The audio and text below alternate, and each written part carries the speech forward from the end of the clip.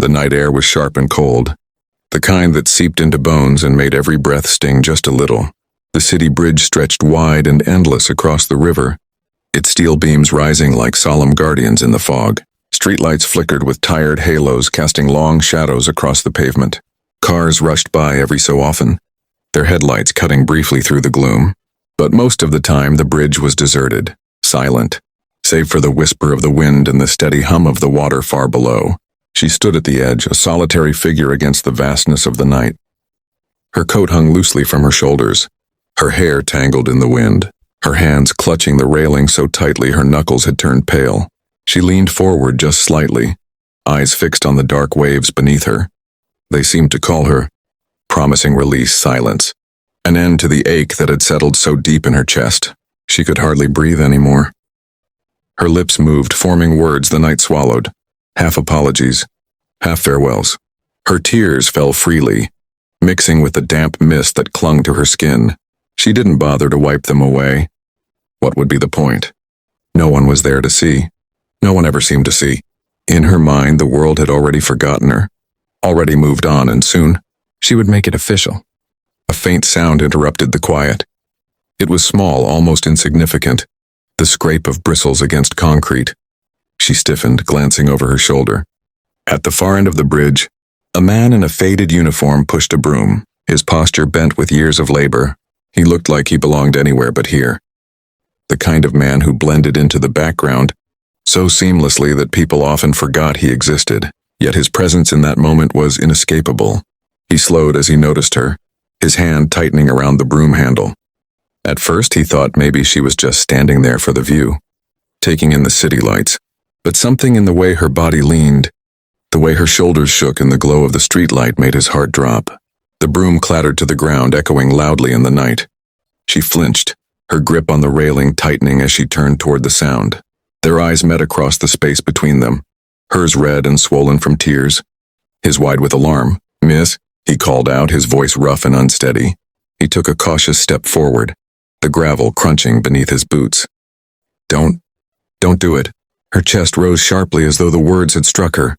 For a moment silence hung heavy again, broken only by the rush of the river and the wind howling through the steel beams.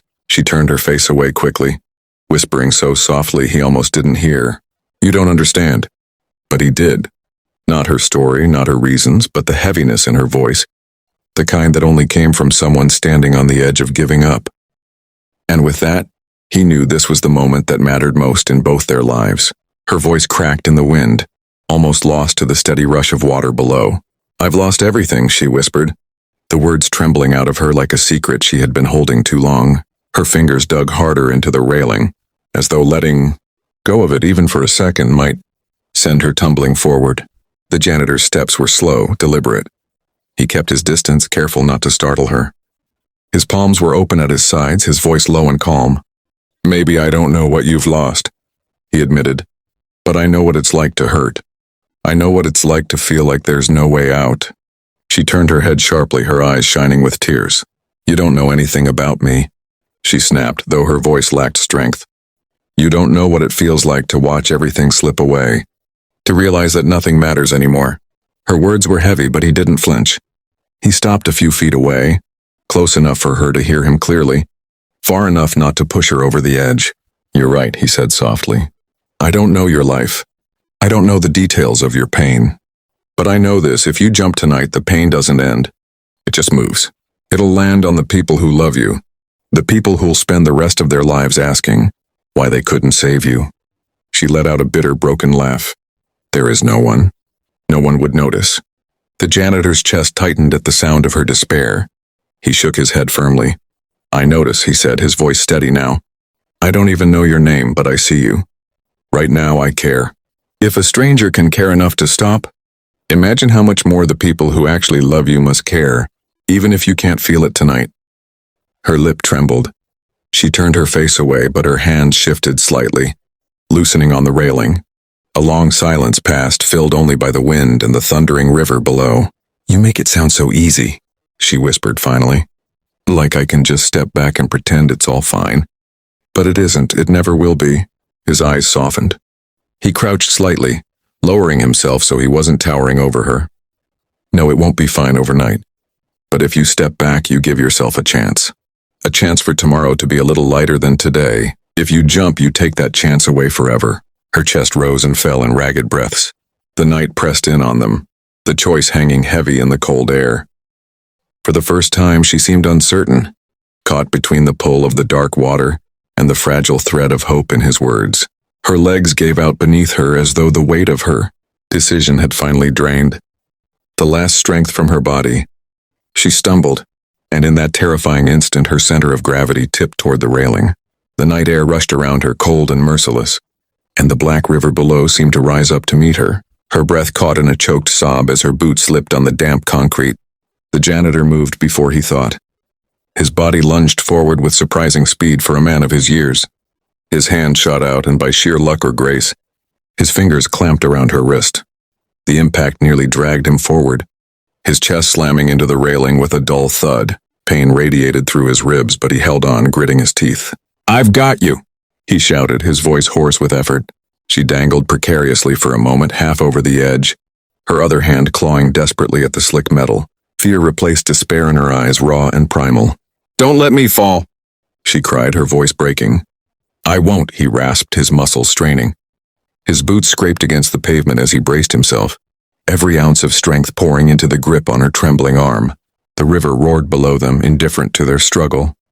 "Grab my other hand," he urged, sweat beading at his temple despite the cold. She hesitated, panic freezing her. But then she obeyed, tearing one hand from the railing and thrusting it toward him. Their fingers locked, small and fragile in his rough, calloused grasp.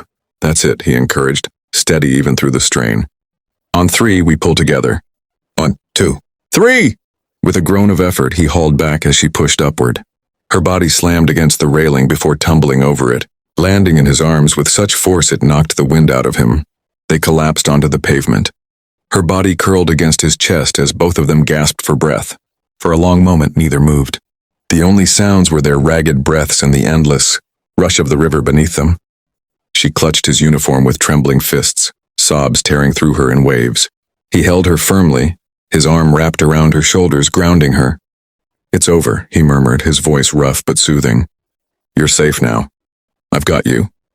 Her tears soaked into the fabric of his jacket, but he didn't mind. He simply held her, letting her cry, letting her release the storm she had carried alone for far too long. In that moment, the world beyond the bridge ceased to exist. There was only her broken sobbing and his quiet, steady presence. When her breathing finally slowed, he guided her gently to sit on the cold steps nearby. She leaned against him, spent and fragile but alive. He stayed beside her, a silent anchor in the emptiness of the night. The morning sun spilled across the glass towers of the city, turning steel and stone into glowing gold. Inside the headquarters of Hale Enterprises, the air was taut with silence. Assistants in hushed tones, executives, hurried past with uneasy glances, and at the very top floor behind, polished oak doors, a father waited. His usually commanding presence was weighed down by sleepless eyes and a trembling hand that betrayed what power and wealth could not protect: fear of loss. The door opened slowly and the janitor stepped inside. His uniform was still worn from long shifts, the knees faded, the collar frayed. He felt painfully out of place against the lavish office, its bookshelves lined with awards and framed photographs of triumph. He shifted uncomfortably, clutching his cap in his hands. But before he could speak, the man behind the desk stood. Richard Hale, the CEO, crossed the room quickly, not with the authority of a businessman, but with the desperation of a father. He reached for the janitor's hands, gripping them tightly. "You saved her," he said, his voice breaking on the words. "Last night you saved my daughter." Miguel Alvarez lowered his eyes, his rough palms trapped in the CEO's polished grasp. "I only did what anyone should have done," he said softly. But Richard shook his head. "No, many would have walked past. Too busy, too blind, too afraid to stop. You didn't. You gave her back to me when I thought I'd already lost her." A sound drew Miguel's attention. In the corner near the wide window, she stood, the young woman from the bridge. Her hair was brushed now, her clothes neat, but her eyes still carried shadows.